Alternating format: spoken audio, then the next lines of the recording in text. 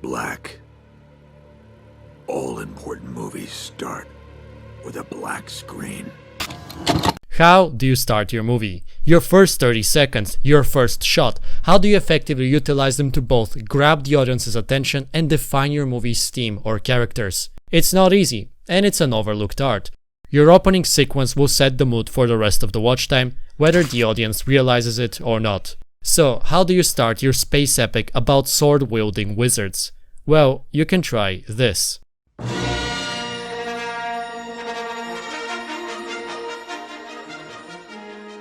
Yes, it's lazy, but it's bold, bombastic, the brass bangs at your ears. It's uniquely Star Wars, and you can't do it anymore. You can start from the ending, show where the characters will end up and then build up to it. Or you can start straight from an action sequence, not giving the audience a second to get bored. Both are tried and tested techniques to reel in the audience with little effort. Cliché now, sure. But whatever you do, do not start your movie with a helicopter shot of a city. What is this the opening to? A teenage comedy movie? A study of the city we see as the first thing of the movie? Nope, it's the opening to a movie about a very smart man granted a supernatural power to kill anyone in the world and using it to rid the world of criminals while simultaneously avoiding another hyper-intelligent detective. You do not start a movie like this with a sequence that looks like that. The mood is all wrong. From the first 15 seconds, you already have informed me that your movie will be crap.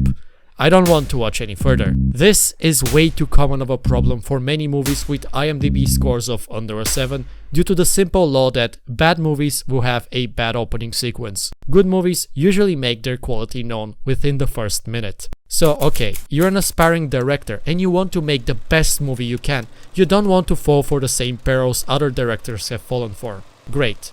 Now what are the first 30 seconds you will show to your audience? Look, I don't know. I'm just a disembodied voice on YouTube. I don't know why you're expecting help from me here. Okay, listen. I will tell you about some of my favorite opening sequences and then maybe we can learn from the greats. How do they do it? Sounds good? As I said, starting from the ending is a boring cliche and unless you have a very good way of subverting it, I recommend avoiding it. But the one time I think this technique works really well, mainly because it ties in with the narrative, is Memento. First thing the audience sees is a Polaroid of a bloody wall in a man's hands. As he shakes it, the photograph becomes more and more faded, eventually completely disappearing. That's it. That's all you need to see to understand the rest of the movie. 2 hours boiled down into just one 30-second shot. It's brilliant. The protagonist of Memento suffers from short-term memory loss. Well, that's the thing. I have this condition. Whatever he sees or experiences something, it quickly begins to fade away from his memory until a few minutes later, he has completely forgotten about it. As a crutch, he relies on photographs and notes to assist in his life. But to anyone who knows anything about Polaroids, the intro sequence should be a bit confusing. Normally the photograph is faded first until it develops. The opening sequence is played in reverse, but not just for the cool visual effect of fading the photograph away. You could have just as easily had the picture get destroyed to show the loss of memory. The entire movie is in reverse. We start from the ending of the story and finish in the beginning. Memento is Christopher Nolan's best film and from the opening he makes that known. It's not easy to do what he does. I feel like every other movie opens in this manner nowadays. Introduce the ending or the climax and then recontextualize it. It's an overplayed cliche and it is boring. A lot of movies, like for example 21, start with the ending simply because otherwise their introduction would be way too boring. And some more egregious offenses like Tucker and Dale vs. Evil straight up spoil to you the plot of the movie because they started at the end. In both of these cases you can straight up skip the intro scene and nothing gets lost. In fact, you will probably even have a better viewing experience that way. Let's try something different. Like, so differently. Spider-Man Across the Spider-Verse is one of the best animated movies of all time, and just within 30 seconds of its start it made my jaw drop. While on the surface it might seem just as a cheap recap of the previous movie, it puts the focus on the loss of others, common for spider people, which is the main theme of the second movie, and it visually hints at so much that is yet to come. Now, I don't know if this last part will be of any significance in the coming movie, or is it all just visual candy? We don't know. Movie remains unfinished. But this opening shows that if you are to do a recap or give exposition, you can make it visually interesting and hook the audience from the get-go. Put this in contrast with a movie that does a recap very crappily. The new Megamind movie shows you straight up scenes from the previous one and narration of what happened. It's fine to jog up the memory of the viewer, but use this opening to introduce the problem of the current movie. Don't just retell me plot. Especially when what you told me is what most of us also roughly remember about your movie. Be creative, be original, use your first few minutes with purpose. Don't waste them like that. What if you wanted to start your movie on an action sequence? Put the audience immediately in the high-octane action and not give them a second to be bored. For examples of such openings, you can refer to pretty much every Bond movie, Nolan's Batman's films, and well, actually every other action flick out there. But one movie that does this really well is Baby Driver. Before we see, we hear a high-pitched noise. This is how Baby experiences the world due to his tinnitus. Car sounds. Across the street from us is a bank, hinting at the upcoming robbery. A wheel enters the frame and Baby's red Subaru takes over the shot. This is not a movie about bank robberies. This is a movie about getaway drivers.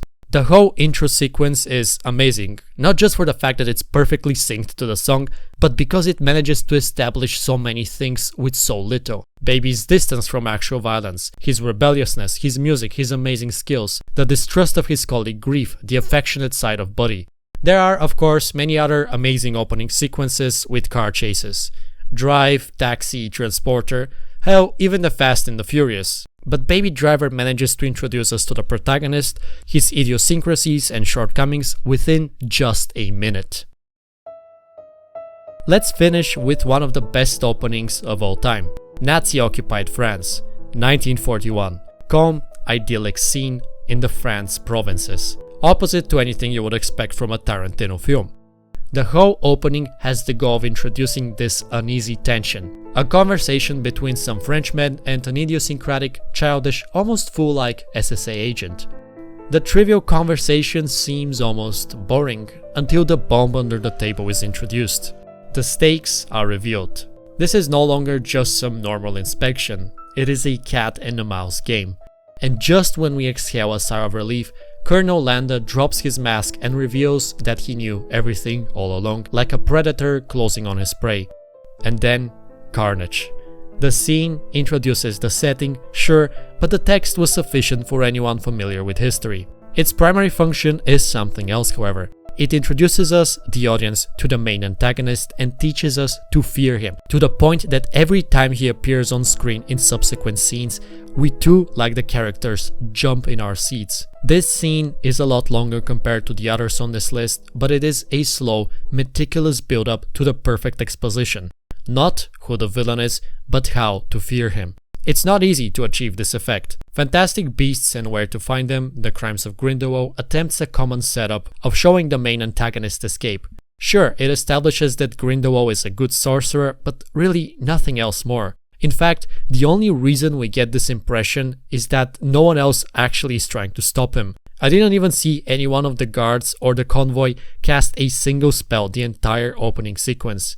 At the end, I emerge more confused than anything else. I certainly don't think the villain is particularly noteworthy. In fact, I almost immediately forgot about him. The next time he appeared on screen, I didn't jump the same way when Colonel Landa appears. I just thought, yeah, he was in the movie, right? Yeah.